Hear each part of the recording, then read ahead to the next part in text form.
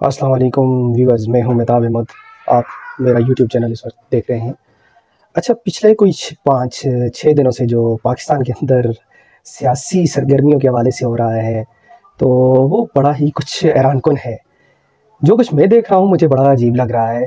सबसे पहले तो ये चीज़ बड़ी अजीब है कि कुछ लोगों की तहरीक इंसाफ के ख़ास करके जो रहनुमा हैं, ये वर्कर्स हैं, वो जो 9 मई को पुरतशद्दुद मुज़ाहरे हुए, जो मैं अपनी अक्सर वीडियोज़ में उसकी मज़म्मत कर चुका हूँ।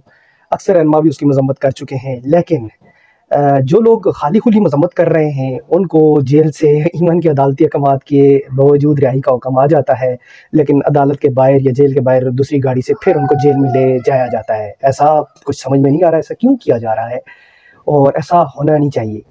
कुछ लोगों से मैंने सुना है कि चूँकि उन्होंने जिन लोगों ने कुछ ऐसे काम किए थे या ऐसे काम कर चुके थे कि इसलिए इनको कुछ ख़ुसूसी किस्म की इनकी जो इनको सज़ा होनी चाहिए थी या बाज़पोर्स होना चाहिए थी, तो उसी के बाद ही ज़ाहिर है ये जब तक कुछ ख़ास किस्म के बयानात नहीं देंगे तब तक इनकी जान नहीं छूटेगी। मेरे ज़हन में बड़ा अजीब-सा सवाल आ रहा है। मैं सोच रहा हूँ अगर इन लोगों ने कोई ऐसा जुर्म किया है तो क्या वो प्रेस कॉन्फ्रेंस करने से जुर्म खत्म हो जाएगा? और दूसरी चीज़ है, अगर कोई ऐसा जुर्म है तो वो सबूत या वो डिटेल अदालत के सामने होनी चाहिए और फिर अदालत को इन लोगों को सज़ा देनी चाहिए। किसी सूरत में इनको माफ़ी नहीं होनी चाहिए। ये क्या बात हुई भई, प्रेस कॉन्फ्रेंस करो और आपको माफ़ी मिल गई। ये बड़ी चीज़ मेरे लिए तो कम से कम बड़ी अजीब है कि भाई क्योंकि मैंने इससे पहले देखा था और चले मेरी इतनी ज़्यादा उम्र नहीं, लेकिन मैं ये समझता था कि पाकिस्तान के अंदर या किसी भी मुल्क के अंदर जो एक जमहूरी मुल्क होता है उसके अंदर जो फैसला करने का इख्तियार होता है वो अदालतों को होता है और वो अदालतें ही ठीक या गलत फैसला जो भी है वही करती हैं। जो कानून नाफिज करने वाले इदारे होते हैं वो किसी मुजरम को पकड़ते हैं, अपनी तहवील में लेते हैं, फिर अदालत में पेश करते हैं और फिर अदालत उसको अदालत को सबूत फराहम करते हैं और अदालत जो मुजरम होता है उसको जो कानून होता है उसके मुताबिक सज़ा दे देती है।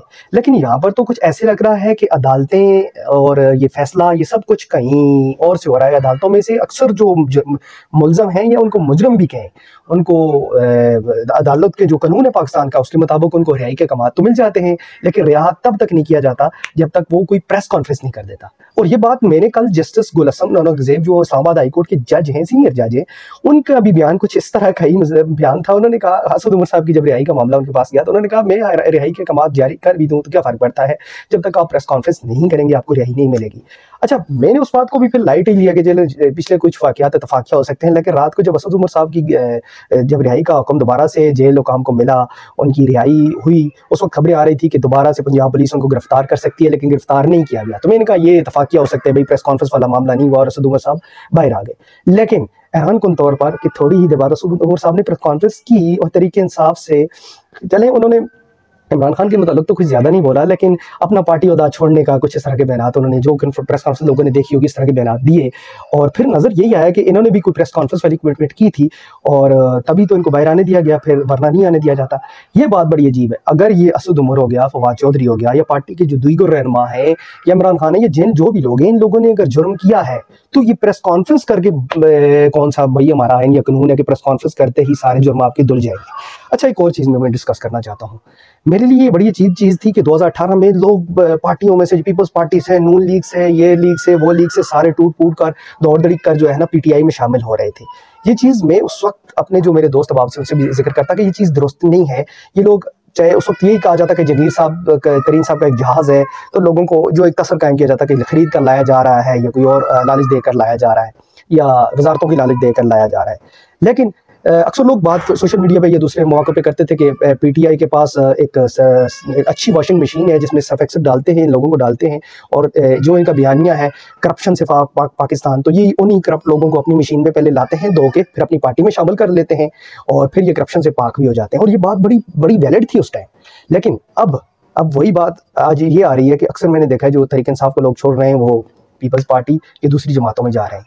अच्छा, ये लोग शरपसंद भी हैं, दहशतगर्द भी हैं, ये इन्होंने मुल्क के साथ जो है 9 मई को वाक़यात उनमें शामिल भी हैं, लेकिन हैरानकुन तौर पर ये प्रेस कॉन्फ्रेंस करते हैं, फिर आज़ाद हो जाते हैं, जेलों से बाहर आ जाते हैं और उसके बाद ये दूसरी पार्टियों में भी चले जाते हैं, ये मुहब्बे वतन भी हो जाते हैं और ये उन 9 मई वाले वाक़यात में मुलव्वस भी नहीं होते। तो ये चीज़ें कुछ मुझे तो बड़ी अजीब सी लग रही हैं। मैंने सोचा कि जो मेरा नुक्ता नज़र है वो मैं अपने चैनल के थ्रू आवाम के सामने रखता हूँ।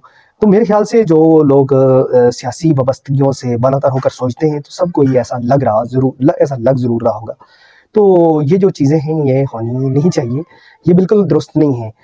किसी को अगर दबाव के थ्रू किसी से पार्टी की जो हमायत से उसको दस्तखत करवाया जा रहा है या ऐसा किसी की हमायत को बदला जा रहा है तो ये दुरुस्त नहीं है।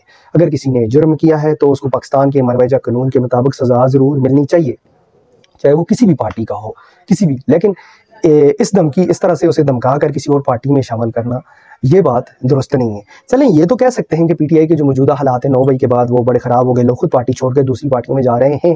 लेकिन जो चंद एक लोग हैं वो तो नज़र आ रहा है कि भाई जब तक प्रेस कॉन्फ्रेंस नहीं करते, पार्टी उनको जो है वो अदारे उनको नहीं छोड़ रहे, तो ये बात थोड़ी सी मेरे नज़दीक अलार्मिंग है। ये नहीं होना चाहिए।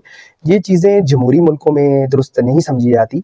और उसके अलावा जो इंटरनेशनल मीडिया है उसको प्रोपगंडा करने का मौका मिला हुआ है, और ये प्रोपगंडा आज वो दौर भी नहीं है आज से 20-30 साल पहले। तो आप कितनी चीज़ों को इंटरनेट पे कितनी कदगन लगाएंगे, ये कितना बंद करेंगे, ये चीज़ें किसी न किसी तरह आवाम तक पहुँच रही हैं। और जो एक पीटीआई का तक वर्कर होगा इस टाइम खास करके तहरीक इंसाफ को टारगेट किया जा रहा है, तो उसके ज़हन में ये सवालात पहले अगर थोड़े थे तो फिर ज़्यादा होने शुरू हो जाएंगे।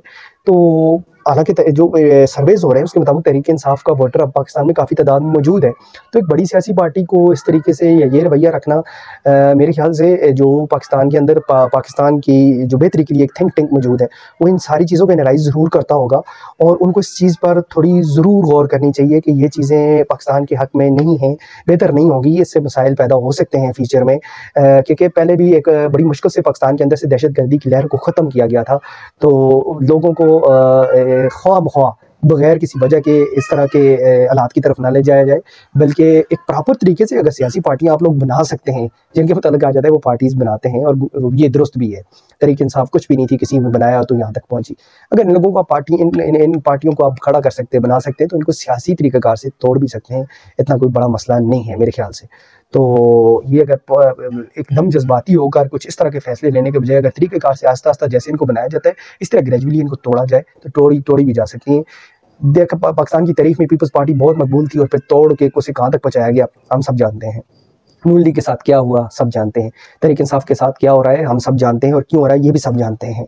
लेकिन ये तरीक़ाकार दुरुस्त नहीं है। कोई तरीक़ाकार ऐसा होना चाहिए कि आवाम को लगे हाँ भाई ये ठीक हो रहा है इनके साथ। अब तो मेरे जो अक्सर दोस्त हैं या बाकी अवाम में उनसे भी जब गुफ्तगू करता हूँ तो हर कोई कहता है कि आपको क्या लगता है कि ये क्यों हो रहा है।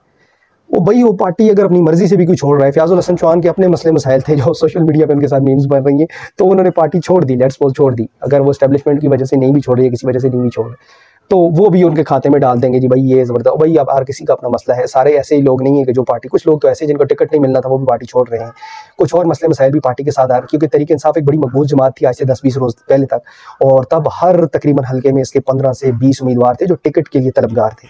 तो सबको तो टिकट नहीं मिल रहा था, तो जिन लोगों को पता था हमें टिकट नहीं मिलने वाला तो वो भी पार्टी छोड़ रहे हैं। तो खैर अब तो हालात ऐसे हैं कि जिसको टिकट की उम्मीद भी है, जिसको यकीन भी है, तो पता नहीं वो कौन सी ऐसी कुव्वत है जिसके वजह से वो पार्टी को छोड़ रहा है। बाकी जो सियासी पार्टियों का ये वतीरा है, मैं तो हमेशा से इसके मुखालिफ रहा हूँ कि कौमी अमलाक को तो नुकसान पहुँचाना ही नहीं चाहिए। ये कौन सा कानून है कि आप अपनी अदालत लगा लें, लेकिन जब ये बात अगर सियासी पार्टियों पर लागू होती है तो पाकिस्तान के हर अदारे पर लागू होती है कि पाकिस्तान के अंदर कानून और इंसाफ की अमलदारी होनी चाहिए। अपनी ज़ाती अना या ज़ाती ख्वाहिश की बिना पर किसी को तोड़ा फोड़ा नहीं जाना चाहिए।